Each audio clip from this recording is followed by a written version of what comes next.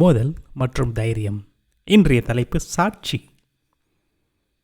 1 கொரிந்தியர் 9:27.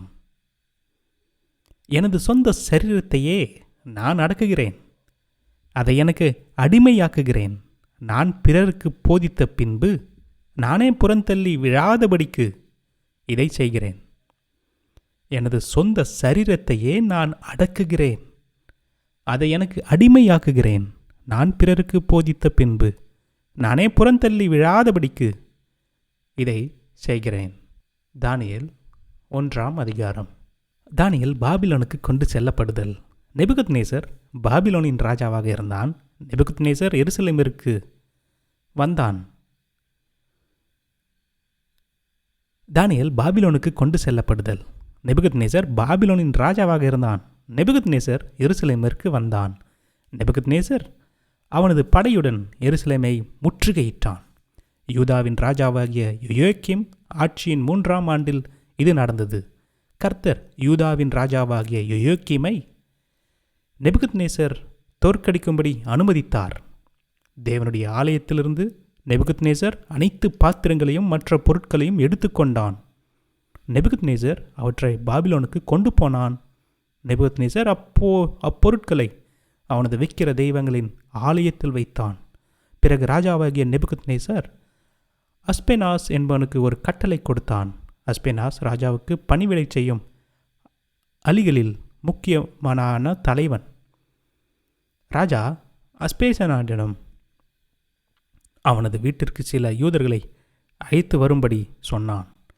நேபுகத்நேசர் முக்கியமான குடும்பங்களிலிருந்தும் இஸ்ரவேல் அரச குடும்பங்களிலிருந்தும் யூதர்களை விரும்பினான். ராஜாவாகிய நேபுகத்நேசர் ஆரோக்கியமான இளம் யூதர்களை மட்டுமே விரும்பினான். தம் உடம்பில் தழும்போ காயமோ குறைபாடுகளோ இல்லாத இளைஞர்களை ராஜா விரும்பினான். ராஜா அழகான சுறுசுறுப்பான இளைஞர்களை விரும்பினான். இளைஞர்களில் எல்லாவற்றையும் எளிதாக வேகமாக கற்றுக்கொள்ளும் ஆற்றலுடையவர்களை ராஜா விரும்பினான். ராஜா தன் வீட்டில் வேலை செய்ய தகுதியுள்ள இளைஞர்களை விரும்பினான். ராஜா அஸ்பேசானிடம் அந்த இஸ்ரவேல் இளைஞர்களிடம் கல்தேயரின் எழுத்தையும் மொழியையும் கற்றுக்கொள்ளும்படி கூறினான். ராஜாவாகிய நேபுகத்நேசார் ஒரு குறிப்பிட்ட அளவுள்ள உணவையும் திராட்சரசத்தையும் இளைஞர்களுக்கு கொடுத்தான். அது ராஜா உண்ணும் உணவில் தரத்தில் இருந்தது. ராஜா இஸ்ரவேலிருந்து கொண்டு வரப்பட்ட இளைஞர்கள் 3 ஆண்டுகள் பயிற்சி பெற வேண்டும் என விரும்பினான்.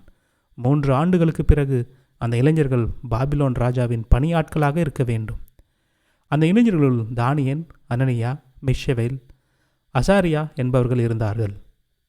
இந்த இளைஞர்கள் எல்லாம் யூத கோத்திரத்தை சேர்ந்தவர்களாக இருந்தனர். அஸ்பெனாஸ் அந்த இளைஞர்களுக்கு வேறு பெயர்களை கொடுத்தான். தானியேலுக்கு பெல்ஷாசார் என்றும், அனனியாவுக்கு சாத்ராக் என்றும், மிஷவேலுக்கு மேஷாக் என்றும், அசாரியாவுக்கு ஆபேத்நகோ என்று புதிய பெயர்களை கொடுப்பட்டன. தானியேல் ராஜாவின் வளமான உணவையும் திராட்சரசத்தையும் உண்ண விரும்பவில்லை. தானியேல் அந்த உணவினாலும் திராட்சரசத்தினாலும் தன்னைத்தானே அசுத்தப்படுத்திக் கொள்ள விரும்பவில்லை. எனவே அவன் அஸ்பேனாவிடம் தன்னை தானே அசுத்தப்படுத்திக் கொள்ளாமல் இருக்க அனுமதி கேட்டான். தேவன் அஸ்பேனாஸ் தானியேலிடம் தயவும் இரக்கமும் கொள்ளும்படி செய்தார். ஆனால் அஸ்பேனாஸ் தானியேலிடம், நான் என் ராஜாவான எஜமானருக்கு பயப்படுகிறேன். ராஜா இந்த உணவையும் திராட்சரசத்தையும் உனக்கு தரும்படி கட்டளையிடுகிறார். நீ இந்த உணவை உண்ணாவிட்டால் பலவீனம் உடையவனாகவும் நோயாளியாகவும் ஆவாய். நீ உன் வயதுள்ள மற்ற இளைஞர்களை விட மோசமான நிலையில் இருப்பாய்.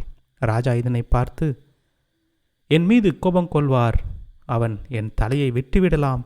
ஆனால் இதற்கு உனது தவறே காரணமாகும் என்று சொன்னான். பிறகு தானியேல் அவர்களது காவலிடம் பேசினான். அஸ்பேனாசுடு அந்த காவலிடம் தானியேல், அனனியா, மிஷவேல், அசரியா ஆகியோரை கவனித்து கொள்ளும்படி கட்டளையிட்டிருந்தான். தானியேல் காவலனிடம், தயவுசெய்து பின்வரும் சோதனையை பார்த்து 10 நாட்களுக்கு எங்களுக்கு தாரும்.